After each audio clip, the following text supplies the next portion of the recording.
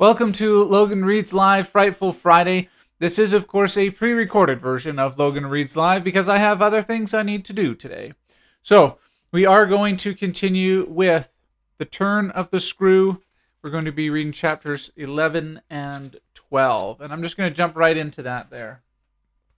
All right, so chapter 11 of The Turn of the Screw by Henry James. It was not till late next day that I spoke to Mrs. Gross, the rigor with which I kept my pupils in sight making it often difficult to meet her privately, and the more as we each felt the importance of not provoking, on the part of the servants quite as much as on that of the children, any suspicion of a secret flurry or of a discussion of mysteries. I drew a great security in this particular from her mere smooth aspect. There was nothing in her fresh face to pass on to the others my horrible confidences. She believed me. I was sure, absolutely. If she hadn't, I don't know what would have become of me, for I couldn't have borne the business alone.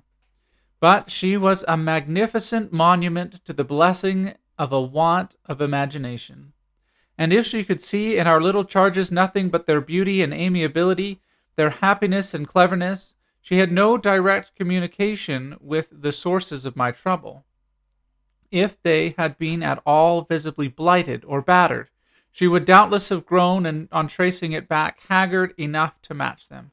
As matters stood, however, I could feel her, when she surveyed them, with her large white arms folded and the habit of serenity in all her look, thank the Lord's mercy that if they were ruined, the pieces would still serve.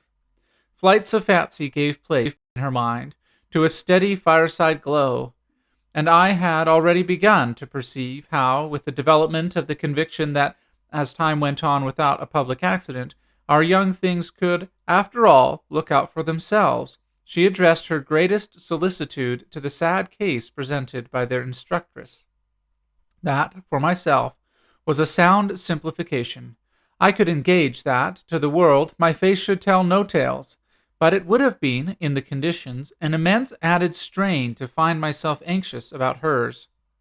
At the hour I now speak of, she had joined me, under pressure, on the terrace, where, with the lapse of the season, the afternoon sun was now agreeable, and we sat there together, while before us, at a distance, but within call if we wished, the children strolled to and fro in one of their most manageable moods.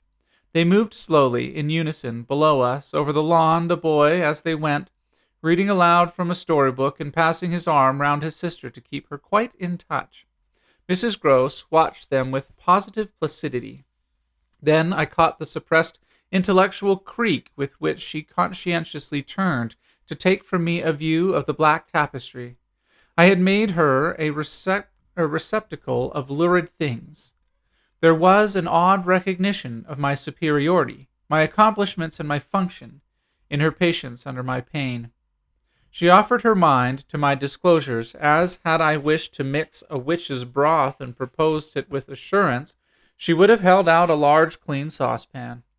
This had become thoroughly her attitude by the time that, in my recital of the events of that night, I reached the point of what Miles had said to me when, after seeing him, at such a monstrous hour, almost on the very spot where he happened now to be, I had gone down to bring him in, choosing then, at the window, with a concentrated need of not alarming the house, rather that the method than a signal more resonant. I had left her, meanwhile, in little doubt of my small hope of representing with success even her actual sympathy, my sense of the real splendor of the little inspiration with which, after I had got him into the house, the boy met my final articulate challenge. As soon as I appeared in the moonlight on the terrace, he had come to me as straight as possible, on which I had taken his hand without a word and led him, through the dark spaces, up the staircase where Quint had so hungrily hovered for him, along the lobby where I had listened and trembled, and so to his forsaken room. Not a sound on the way had passed between us, and I had wondered, oh, how I had wondered, if he were groping about in his little mind for something plausible and not too grotesque. It would tax his invention, certainly, and I felt, this time, over his real embarrassment, a curious thrill of triumph. It was a sharp trap for the inscrutable. He couldn't play any longer at innocence, so how the deuce would he get out of it? There beat in me, indeed, with the passionate throb of this question, an equal dumb appeal as to how the deuce I should.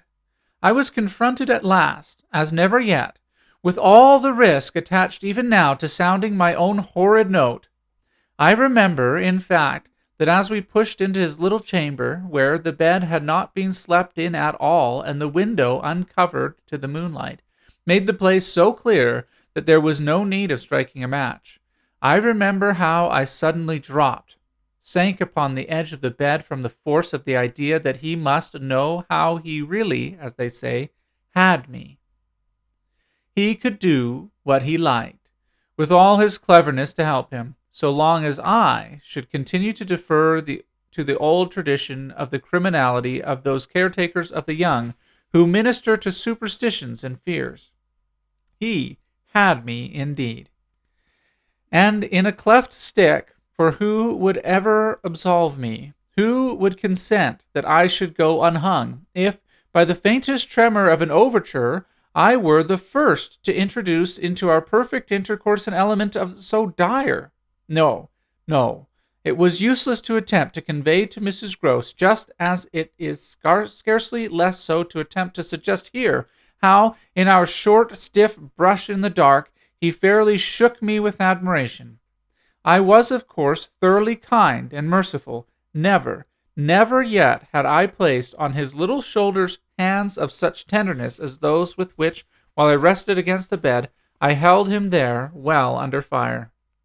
I had no alternative, but in form at least, to put it to him. You must tell me now, and all the truth. What did you go out for? What were you doing there? I can still see his wonderful smile. The whites of his beautiful eyes and the uncovering of his little teeth shine to me in the dusk. If I tell you why, will you understand? My heart at this leapt into my mouth. Would he tell me why? I had found no sound on my lips to press it, and I was aware of replying only with a vague, repeated, grimacing nod. He was gentleness itself, and while I wagged my head at him, he stood there more than ever a little fairy prince. It was his brightness indeed that gave me a respite. Would it be so great if he were really going to tell me? Well, he said at last, just exactly in order that you should do this. Do what? Think me, for a change, bad. I shall never forget the sweetness and gaiety with which he brought out the word, nor how, on top of it, he bent forward and kissed me. It was practically the end of everything. I met his kiss, and I had to make, while I folded him for a minute in my arms, the most stupendous effort not to cry. He had given exactly the account of himself that permitted least of my going behind it, and it was only with the effect of confirming my acceptance of it that, as I presently glanced about the room, I could say, "Then you didn't undress at all?" He fairly glittered in the gloom. "Not at all. I sat up and read." "And when did you go down?" "At midnight. When I'm bad, I am bad." I see. It's charming, but how could you be sure I would know it?" "Oh, I arranged that with Flora." His answers rang out with a readiness. "She was to get up and look out." "Which is what she did do." "It was I who fell into the trap." "So she disturbed you, and to see what she was looking at, you also looked. You saw." "While you," I concurred, "caught your death in the night air." He literally bloomed so from this exploit that he could afford radiantly to assent. "How otherwise should I have been bad enough?" he asked. Then, after another embrace, the incident and our interview closed on my recognition of all the reserves of goodness that, for his joke, he had been able to draw upon.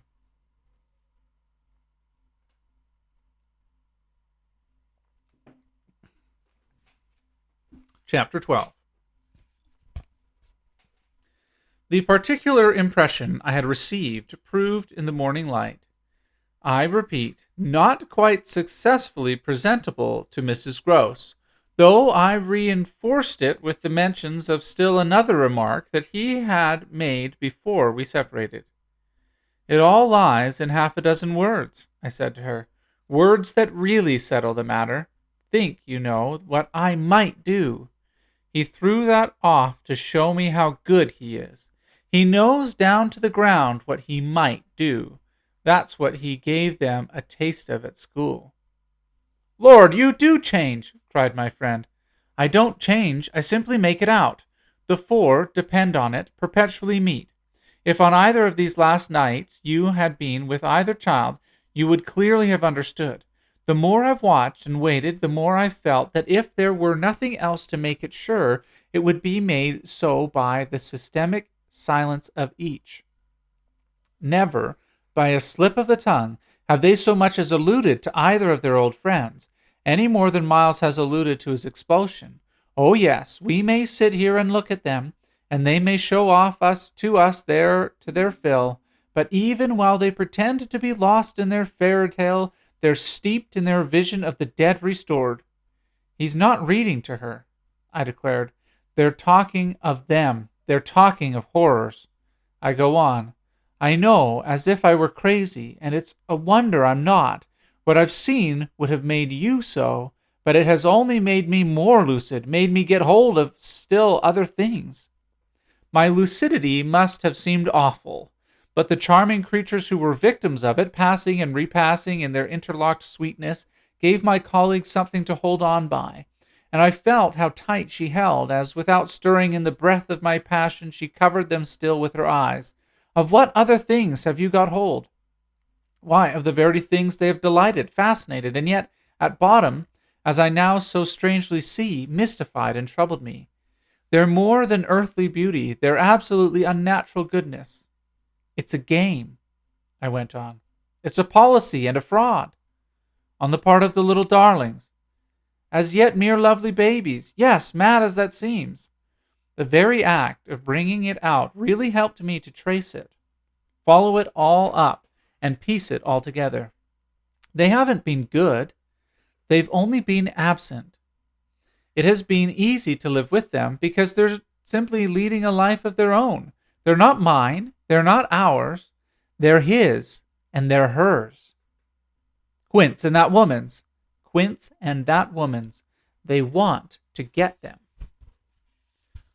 Oh, how at this poor Mrs. Gross appeared to study them. But for what? For the love of all the evil that in those dreadful days the pair put into them, and to ply them with that evil still, to keep them up. The work of demons is what brings the others back. Laws, said my friend under her breath. The exclamation was homely, but it revealed a real acceptance of my further proof of what, in the bad time, for there had been a worse even than this, must have occurred. There could have been no justification for me as plain assent of her experience to whatever depth of depravity I found credible in our brace of scoundrels. It was in obvious submission of memory that she brought out after a moment. They were rascals, but what can they do what can they now do? She pursued. Do? I echoed so loud that Miles and Flora, as they passed at their distance, paused an instant in their walk and looked at us. Don't they do enough? I demanded in a lower tone, while the children, having smiled and nodded and kissed hands to us, resumed their exhibition. We were held by it a minute, then I answered, They can destroy them. At this my companion did turn, but the inquiry she launched was a silent one, the effect of which was to make me more explicit. They don't know, as yet, quite how, but they're trying hard. They're seen only across, as it were, and beyond, in strange places and on high places, the top of towers, the roof of houses, the outside of windows, the further edge of pools, but there's a deep design on either side to shorten the distance and overcome the obstacle, and the success of their tempters is only a question of time. They've only to keep to their suggestions of danger for the children to come, and perish in the attempt. Mrs. Gross slowly got up, and I scrupulously added, unless, of course, we can prevent. Standing there before me while I kept my seat, she visibly turned things over. Their uncle must do the preventing. He must take them away. And who's to make him? She had been scanning the distance, but she now dropped on me a foolish face. You, miss. By writing to him that the house is poisoned and his little nephew and niece mad. But if they are, miss. And if I am myself, you mean? That's charming news to be sent him by a governess whose prime undertaking was to give him no worry. Mrs. Gross considered, following the children again. Yes, he do hate worry. That was the great reason. Why those fiends took him in so long, no doubt, though his indifference must have been awful. As I'm not a fiend, at any rate, I shouldn't take him in. My companion, after an instant and for all answer, sat down again and grasped my arm. Make him at any rate come to you. I stared. To me. I had a sudden fear of what she might do. Him. He ought to be here. He ought to help. I quickly rose, and I think I must have shown her a queerer face than ever yet. You see me asking him for a visit? No. With her eyes on my face, she evidently couldn't. Instead of it, even as a woman reads another, she could see what I myself saw. His derision, his amusement, his contempt for the breakdown of my resignation at being left alone and for the fine machinery I had set in motion to attract his attention to my slighted charms. She didn't know, no one knew, how proud I had been to serve him and to stick to our terms. Yet, she nonetheless took the measure, I think, of the warning I now gave her. If you should so lose your head as to appeal to him for me. She was really frightened. Yes, miss? I would leave, on the spot, both him and you. And that's where we will end. And next week, I think I'll be able to go back to the normal thing next week. We'll see. There's lots of stuff going on. Next week, we'll return with Chapter 13 of The Turn of the Screw. Anyways, thank you so much for coming and listening to Logan Reads Live, which was presented by Rosalind and Jane, where we are featuring the Three Kids shirt. This classic Three Kids shirt is made from soft cotton and features a fun saying for any mom or dad of 3 kids. The short sleeve crew neck design is comfortable to wear and is sure to bring a smile to all who see it. You can follow the link in the description where you can go and see the Three Kids shirt and see what saying there is on it. There's also, of course, a link in the description where you can go to rosalindandjane.com and see the whole beautifully curated collection of clothes. Thank you so much for coming. You have a good night. Bye for now.